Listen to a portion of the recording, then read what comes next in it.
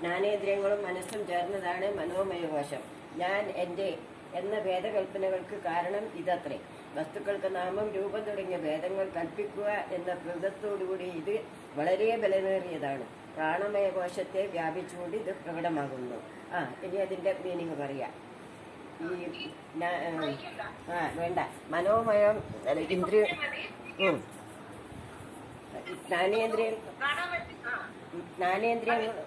ജ്ഞാനേന്ദ്രിയങ്ങളും മനസ്സും കൂടിയതാണ് ഈ മനോമയകോശം. ഇന്ദ്രിയങ്ങളുടെ കേന്ദ്രം മനസ്സാണ്. അതാണ് അതിന്റെ കാരണം. ഇത് രണ്ടും ഇത് ചേർന്നതാണ്. മനസ്സിന്റെ സാന്നിധ്യം ഉണ്ടെങ്കിൽ മാത്രമേ ഇന്ദ്രിയങ്ങൾക്ക് അവയുടെ വിഷയങ്ങളെ ഗ്രഹിക്കാൻ സാധിക്കുകയുള്ളൂ.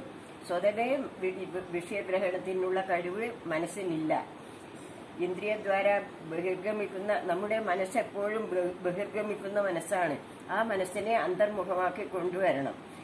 അപ്പോൾ അന്തർമുഖമാക്കി കൊണ്ടുവന്നാൽ ആ വസ്തു മനസ്സിൽ വിഷയഗ്രഹണത്തിന് സാധിക്കുക മനസ്സുകൊണ്ട്. ആ ഇന്ദ്രിയദ്വാര ബഹിർഗമിക്കുന്ന മനസ്സ് ഒരു വസ്തുവിനെ കണ്ടു, ഇത് ഇന്നതാണ്, അല്ലെങ്കിൽ ആ പോകുന്നത് ഇന്ന ആളാണ്, രാമനാണ് പോകുന്നത്, ഗോപാലാണ് പോകുന്നത്, അങ്ങനെ നമുക്കത് മനസ്സിലാക്കാൻ സാധിക്കും. ഇതൊരു ഘടമാണ് എന്നറിവ് നമുക്ക് അപ്പോൾ മനസ്സിലുണ്ടാകുന്നു. മനസ്സിൽ ആരൂഢായ ആ ചിത്ത്, അതായത് ചൈതന്യം ചിത്തമായി ഭവിച്ച് നമ്മുടെ ഇന്ദ്രിയങ്ങൾ, ചക്ഷുരീന്ദ്രിയങ്ങൾ വഴി പുറത്തേക്ക് പ്രവഹിച്ചിട്ട് അത് ആ നിൽക്കുന്ന സാധനത്തിന്റെ അടുത്തെത്തിയാൽ അത് നമുക്ക് ആ സാധനം ഇന്നതാണെന്ന് നോക്കുക, അതായത് ആ ഘടം ഇന്നതാണെന്ന് നമുക്ക് മനസ്സിലാക്കാൻ സാധിക്കുന്നു. അപ്പോൾ അതിനെ പറ്റിയുള്ള അറിവ് നമുക്ക് വരുന്നു.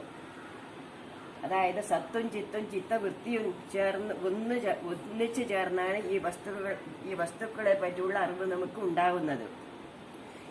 ഇനി പറയാൻ പോകുന്നത് അഹന്ത മമത.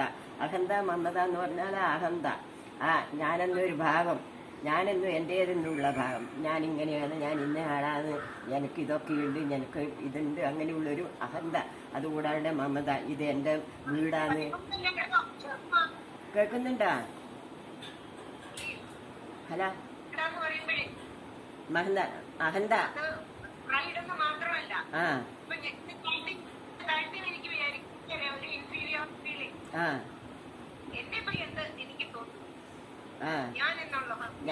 അഹംഭാവം.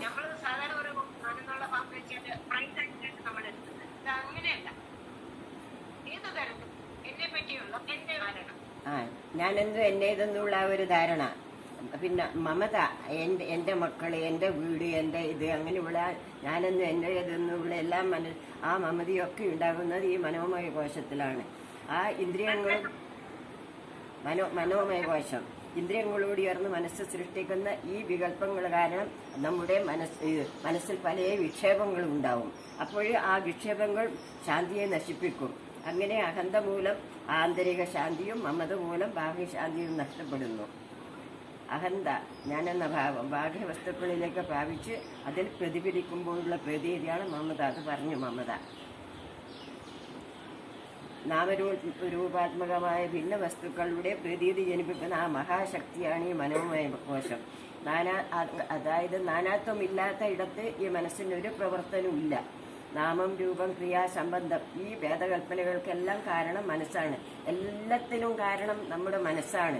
നല്ലത് ചിന്തിക്കാനും ചീത്ത ചിന്തിക്കാനും മറ്റു എന്തെങ്കിലും പറയാനും എല്ലാം നമ്മുടെ മനസ്സാണ്. ആ മനസ്സ് എവിടെ എത്രത്തോളം വ്യാപകമാണ് ആ മനസ്സ് എന്ന് തിട്ടപ്പെടുത്താൻ കഴിയില്ല. അത്രയും മനസ്സ് ഇപ്പോൾ നമുക്ക് വേണമെങ്കിൽ നമ്മുടെ നാട്ടിൽ വരെ നമ്മുടെ മനസ്സ് ചെല്ലാൻ സാധിക്കും. അങ്ങനെയാണ് മനസ്സിന്റെ ആ മഹാശക്തി.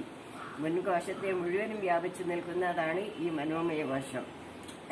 പിന്നെ നമ്മുടെ അറിവിൽപ്പെട്ട വസ്തുക്കളെ കുറിച്ച് മാത്രമേ ഈ മനസ്സിന് ഭാവന ചെയ്യാൻ കഴിയുള്ളൂ.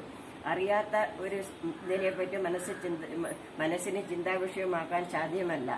എന്തെങ്കിലും പുതിയൊരു സംഗതി നാം അറിഞ്ഞു എന്ന് വെക്കുക, അപ്പോൾ അതിനെപ്പറ്റി അറിവുണ്ടായാൽ അപ്പോൾ നമുക്ക് ആ വസ്തു നമുക്ക് ചിന്താ വിഷയമാവും.